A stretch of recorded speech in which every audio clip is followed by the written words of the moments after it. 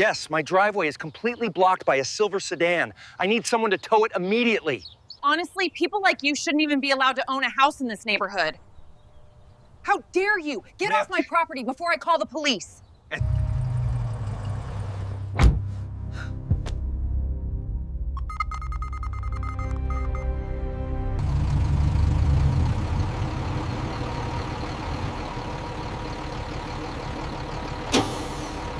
I moved into this neighborhood because I wanted peace.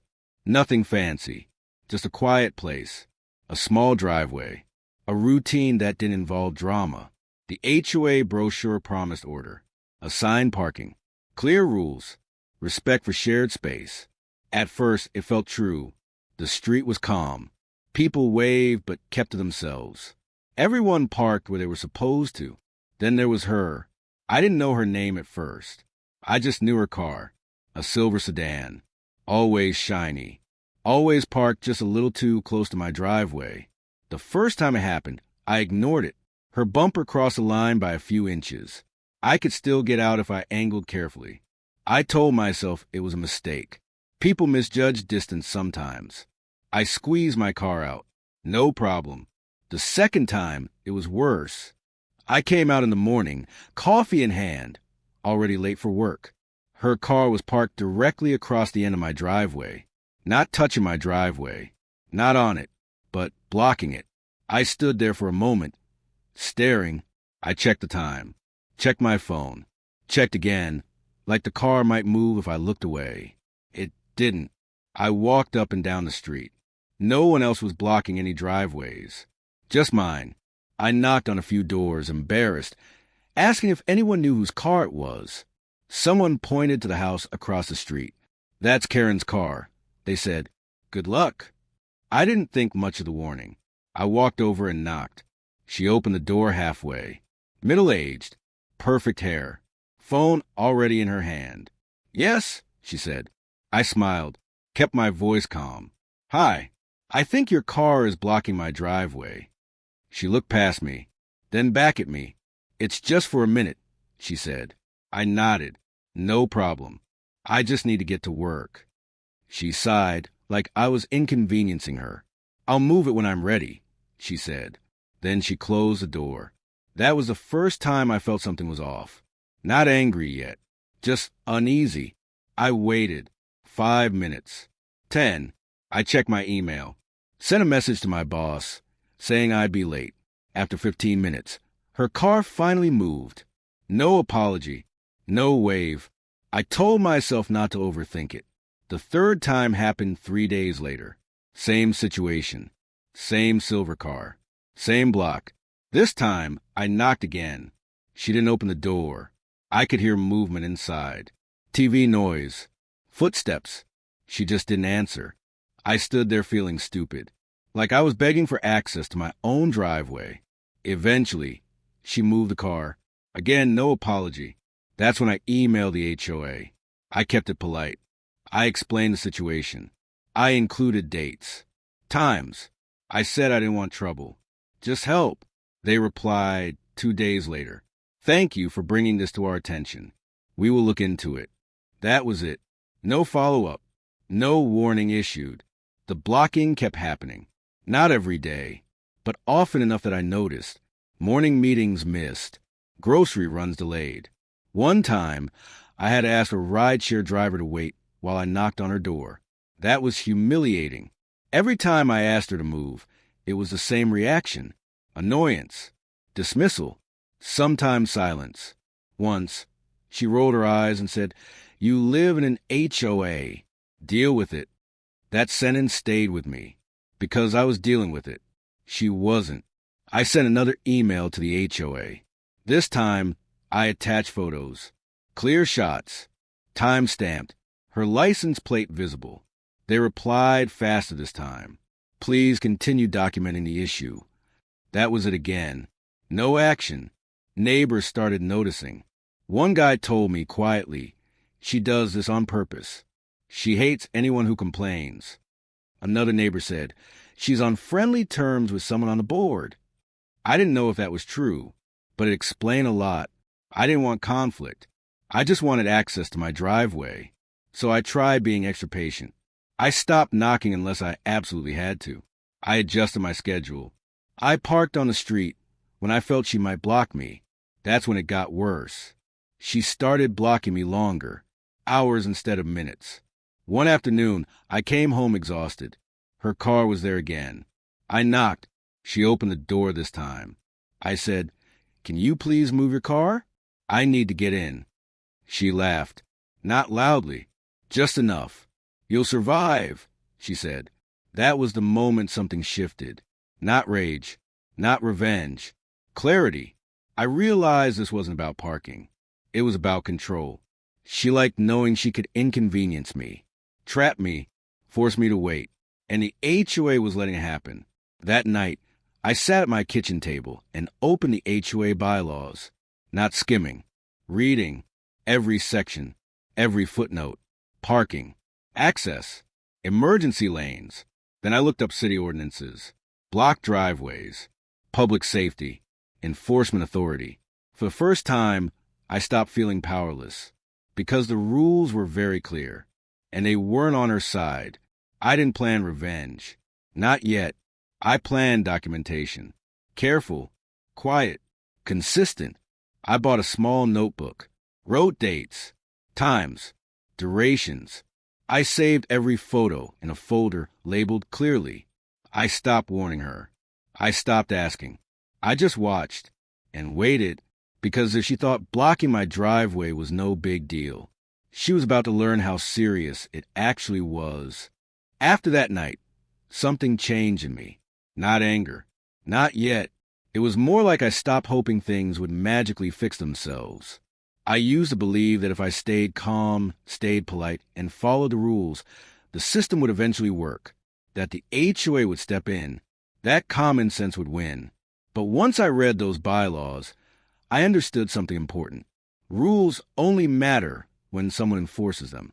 And when enforcement fails, people like her get bold. The next morning, I left for work early on purpose. I wanted to see if she would still do it. When I came back in the afternoon, her car was there again. Same position, same angle, perfectly placed to block me. I sat in my car for a full minute before doing anything. I didn't honk, didn't sigh, didn't get out right away. I took my phone out and took photos. Wide shot, close up, license plate. I noted the time in my notebook. Then I parked on the street and walked inside. That was new. Normally I would knock, ask, wait. This time I didn't. I cooked dinner, watched TV, tried to relax. Her car stayed there all night. That told me everything I needed to know. This wasn't convenience. It wasn't bad parking. She was comfortable blocking me indefinitely. The next day, I emailed the HOA again. Short message. No emotion. Car blocking my driveway for over 6 hours. Photos attached. Please advise. They replied the following afternoon. Thank you for the update. We are monitoring the situation. Monitoring. That word annoyed me more than silence. Monitoring meant watching something happen and choosing not to stop it. I forwarded the email to myself and saved it. That weekend, it happened twice. Saturday morning, Sunday evening. Each time, I documented everything. Photos, times, how long I was blocked. I didn't speak to her at all. I wanted to see how far she would go without confrontation. The answer was very far. On Monday, I missed an important meeting. I had planned carefully, left extra time. Still didn't matter.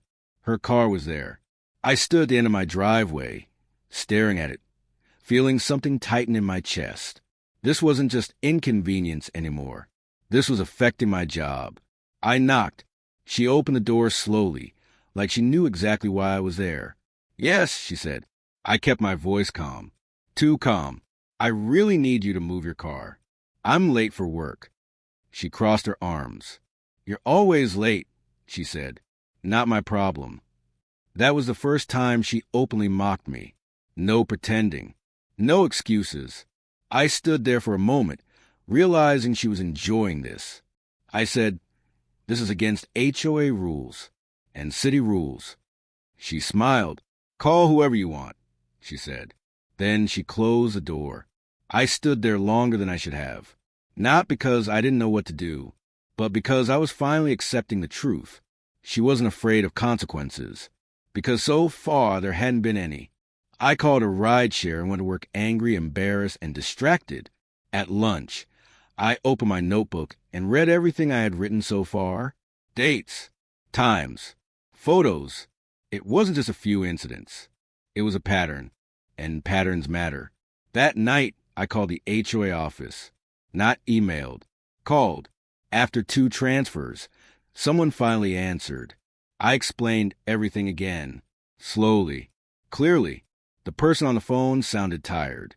I understand your frustration, they said. I asked, what are you actually going to do? There was a pause. Well, they said, we don't have a towing authority. I already knew that. So what happens if she keeps doing this? I asked. Another pause. We issue warnings, they said. How many has she received? I asked. Silence. Then, I don't have that information. That was the moment I stopped expecting help from them. That night, I went deeper into city ordinances. Not just summaries. Actual text. Blocked driveways weren't an HOA issue at all. They were a city safety violation. Emergency access. Public right-of-way. And the most important part? The city didn't care about HOA relationships. They cared about documentation, warnings, patterns, proof. I found the non-emergency enforcement number. I saved it, but I didn't call yet. I wanted everything clean. No emotion, no impulsive moves. Just facts. The next time she blocked my driveway, I waited 30 minutes. I took photos. Then I called the non-emergency line. I explained calmly that my driveway was blocked and I couldn't access my property. An officer came out. He looked at the car, looked at the photos, took notes. He knocked on her door. She didn't answer. He left a warning notice on her windshield. Next time, this could result in a tow, he said. That was the first real consequence she'd faced. And she was furious. She came to my door later that night. Didn't knock. She pounded. I opened it. She was red-faced. You called the cops on me? She yelled. I stayed calm. My driveway was blocked, I said. She pointed at me. You're making enemies, she said. I replied, I just want access to my driveway. She stormed off. For 2 weeks after that, nothing happened. No blocking. No drama. I almost believed it was over. I relaxed. I stopped checking the street every morning. That was my mistake. Because when people like her lose control once, they don't back down. They escalate. The next time she blocked my driveway, it was worse than ever. Her car wasn't just blocking me. She parked diagonally, aggressively, like she wanted it to be obvious. I stood there, looking at it, feeling my heart race. Not with anger, with certainty. I took photos, noted the time, and made the call again. This time, the officer recognized the address. He sighed. She again, he said. I nodded. He knocked. No answer. He called it in. I watched from my window as the tow truck arrived, because what happened next changed everything. The sound of the tow truck was low and mechanical, not loud, not dramatic, just steady. I noticed it before I saw it. A deep hum outside my window, early in the morning when the street was usually quiet. I pulled the curtain back, just enough to see. Her silver car was still there, blocking my driveway, exactly where she left it. But now there was a tow truck parked behind it. The officer was standing nearby, talking into his radio.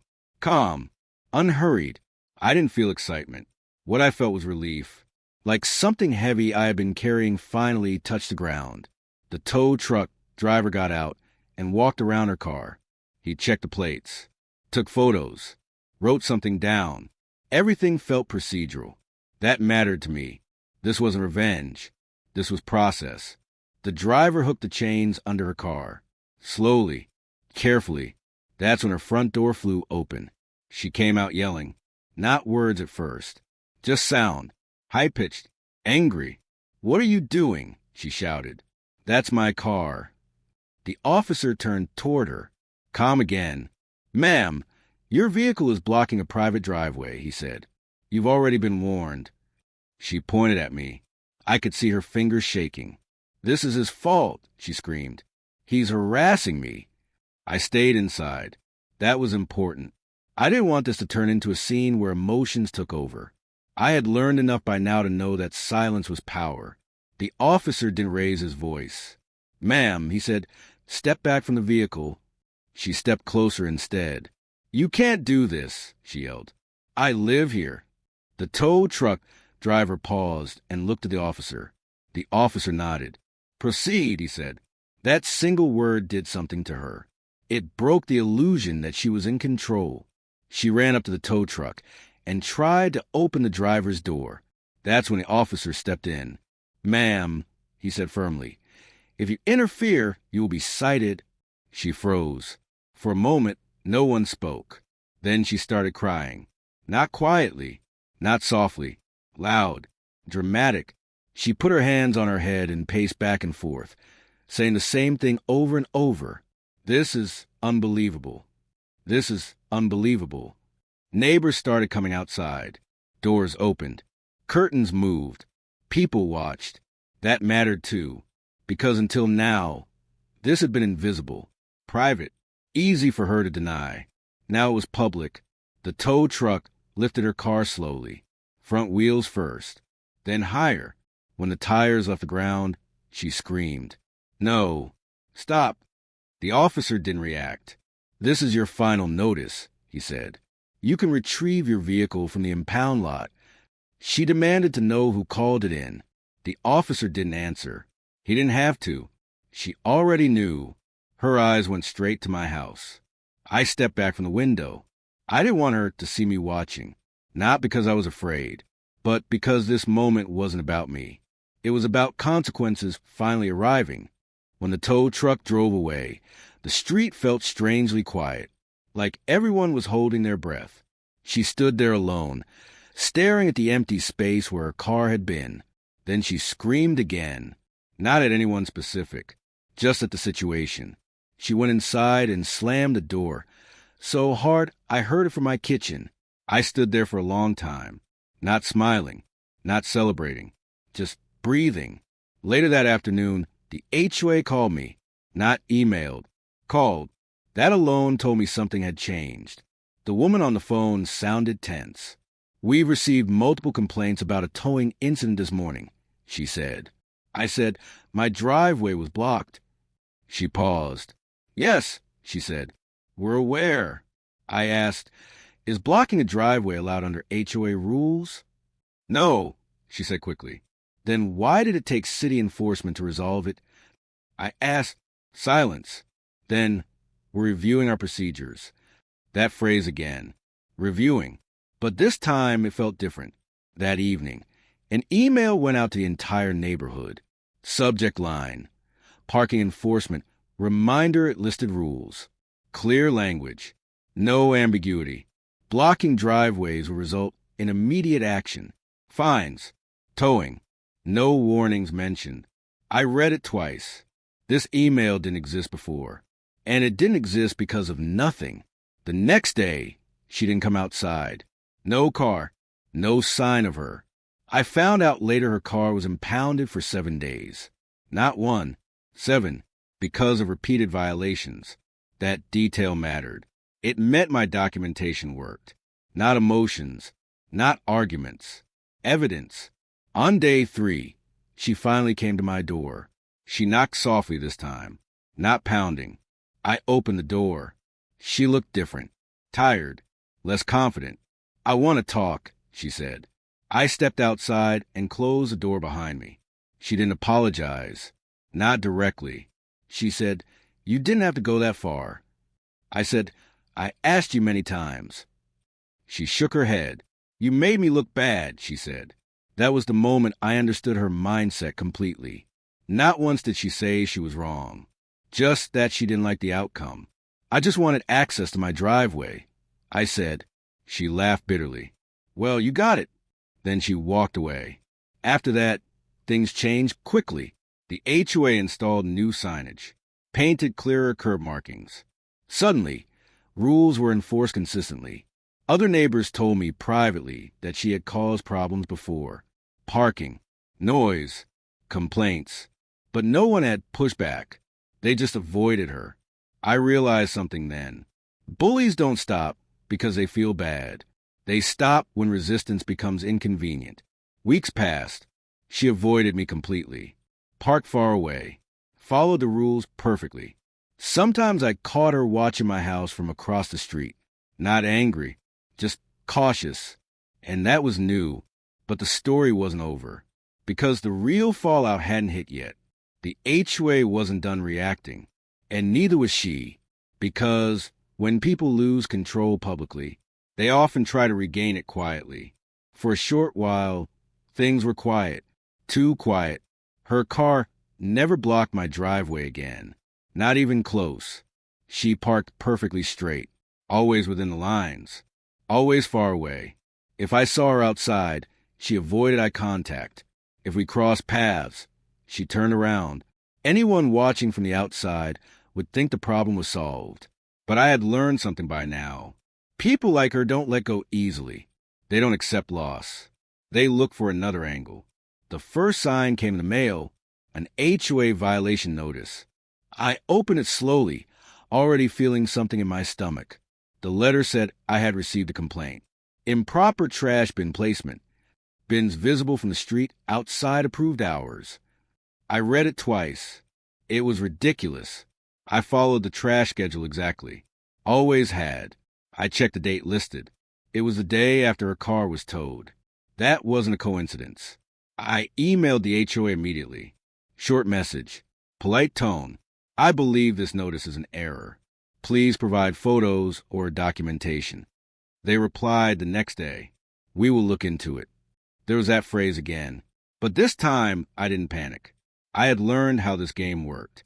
A week later, I got another notice. This one was about unauthorized exterior appearance changes. No explanation.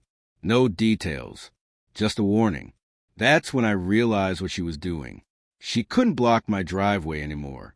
So she was trying to create a paper trail against me. Complaints, warnings, noise, anything that could make me look like the problem. I started documenting again. Not just her behavior. Everything. Photos of my trash bins. Timestamps. Screenshots of the HOA rules that showed I was compliant. I didn't confront her. I didn't knock on her door. I stayed calm, and that seemed to frustrate her even more. One afternoon, I came home and found a note on my windshield. No name, no signature, just a message. Stop causing trouble. That was it. I stared at it for a long time, not because it scared me, but because it confirmed what I already knew. She wasn't done. I reported the note to the HOA and attached a photo. They replied faster than usual. We are aware of ongoing tensions between residents. Tensions. I didn't like that word. It made it sound mutual, like we were both causing problems. I replied carefully. I have not contacted this neighbor since the towing incident. I am only responding to violations reported against me. That was important, because truth matters when things get formal. The next escalation came 2 weeks later. A noise complaint, filed against me. On a night, I wasn't even home. I was visiting family. I had receipts, location data. The HOA asked for clarification. For the first time, I didn't just explain. I attached proof, timeline, photos, receipts. I said, I believe these complaints are retaliatory. That word changed everything. Retaliatory complaints are a serious issue in HOAs. They create liability. The HOA scheduled a review meeting, not with me, internally. I knew because one of the board members emailed me privately. Not official, not on letterhead, just a quiet message. We are aware of what's happening. Please continue documenting. That was the first time someone on the inside acknowledged the truth. After that, the notices stopped. No more trash warnings. No more vague violations. But she didn't stop trying. She just changed tactics. She started talking to neighbors. I could feel it. People who used to wave now looked unsure, polite, distant. One neighbor finally said something. She's saying you harassed her, they told me quietly, that you called the police to punish her. I nodded. I documented repeated violations. I said, that's all. The neighbor looked relieved. She didn't mention the warnings, they said. Of course she didn't. People like her never tell the full story. They tell the version where they're the victim. The HOA eventually sent out another neighborhood-wide email. This one was different. It addressed misuse of complaint systems and retaliatory reporting. It warned of fines and possible sanctions. I didn't need to read between the lines. That email was about her. A few days later, she confronted me in the street, not yelling, not screaming, controlled, calculated. You think you won, she said. I looked at her calmly. I just wanted my driveway, I said. She smirked. You embarrass me, she said. You turned the HOA against me. I didn't argue. I didn't explain. Because arguing would give her what she wanted. Reaction. Instead, I said something simple. I followed the rules. That's it. Nothing else. She stared at me for a long time. Then she walked away. That was the moment I knew she had lost real power. Not because she stopped talking, but because she couldn't provoke me anymore.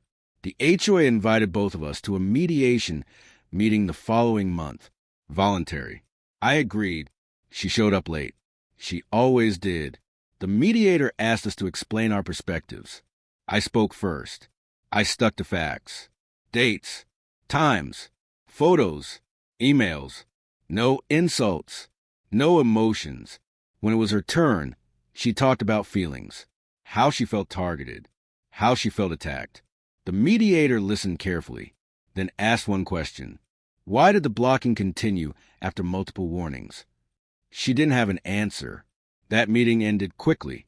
After that, something changed in the neighborhood. People stopped tiptoeing around her. They stopped indulging her behavior.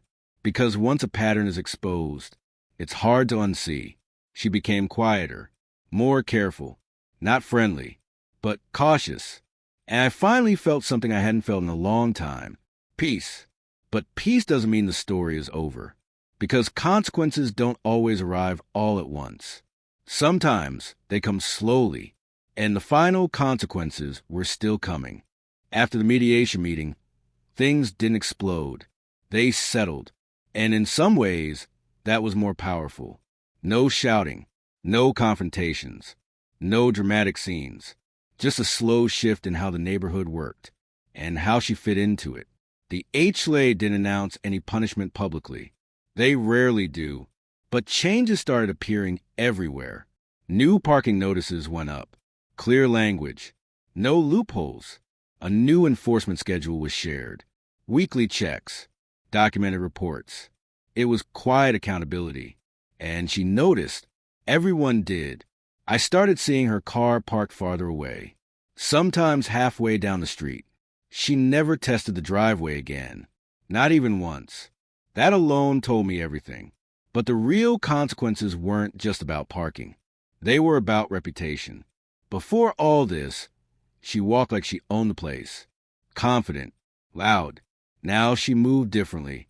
More aware of who was watching. She stopped hosting loud gatherings. Stopped standing in the middle of the street, talking like she was in charge. People didn't avoid her anymore. They just didn't engage. And that's worse for someone like her. One neighbor told me something interesting. Quietly, like they didn't want it repeated. She got fined, they said, multiple times. Not huge amounts, but enough. Enough to sting. Enough to remind her that rules now applied. Another neighbor mentioned that someone from the HOA had started documenting her behavior closely. Not just parking, everything. Trash timing, noise, interactions. The same system she tried to use against me was now watching her. That irony wasn't lost on me. Weeks passed, then months. Life went back to normal. I came and went freely. No anxiety when I turned onto my street. No checking the end of my driveway from a distance. That feeling alone was worth everything. One evening, I was outside washing my car. She walked past, slower than usual. She stopped.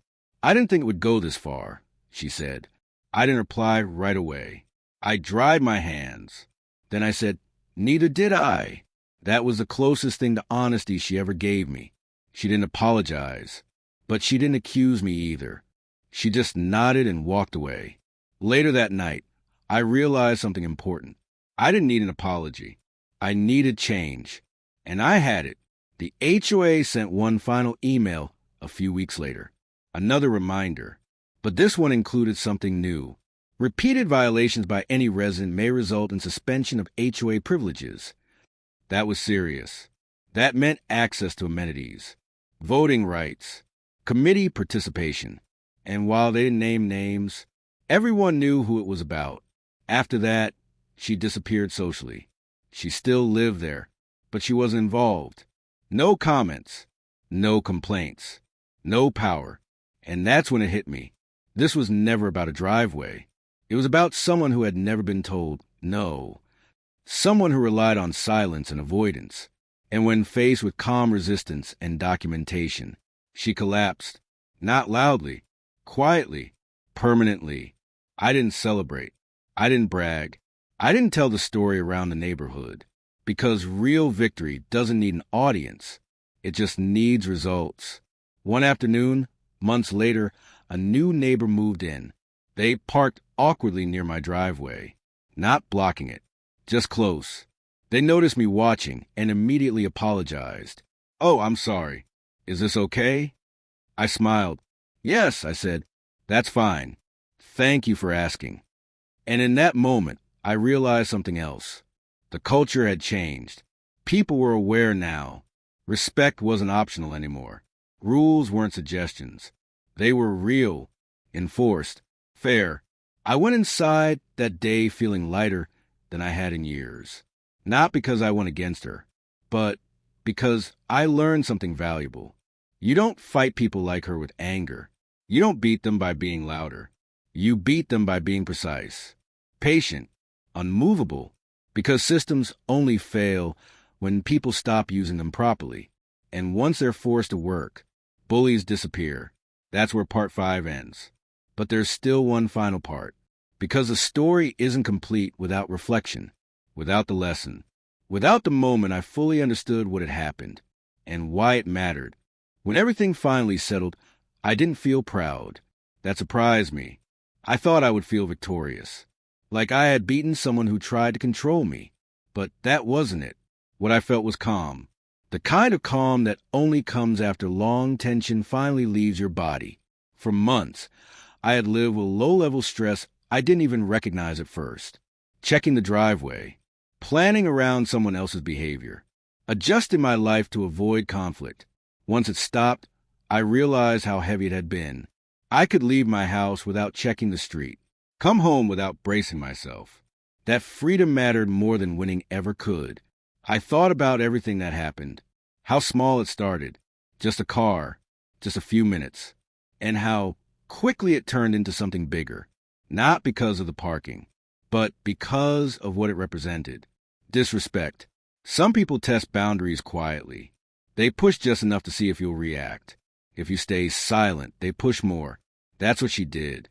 And for a while, I let it happen.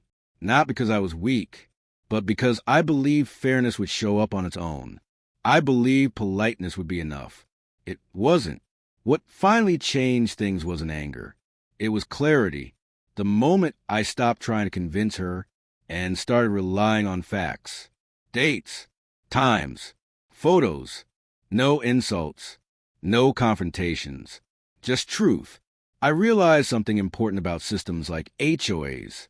They don't protect people automatically. They protect whoever is loudest or most persistent. Unless someone is willing to document, follow procedure, and stay consistent, that's when they start working. I also learned something about myself. I didn't need to become cruel to stand up for myself. I didn't need to shout. I didn't need to humiliate her. I just needed to stop backing down. There's a difference between being peaceful and being passive. I had confused the two. Peaceful means calm. Passive means silent. Once I stopped being silent, everything shifted. I still see her sometimes. Across the street. At the mailbox. Getting into her car. She avoids me, not out of fear, out of awareness. She knows now that I won't ignore problems, that I'll follow through, and that's enough. We never spoke again after that last conversation, and that's okay. Some chapters don't need closure. They just need to end. The neighborhood feels different now, more balanced. People speak up sooner, address things earlier, not aggressively, just clearly. I've noticed fewer small issues turn into big ones, because boundaries are visible now. I didn't become popular. I didn't become a hero.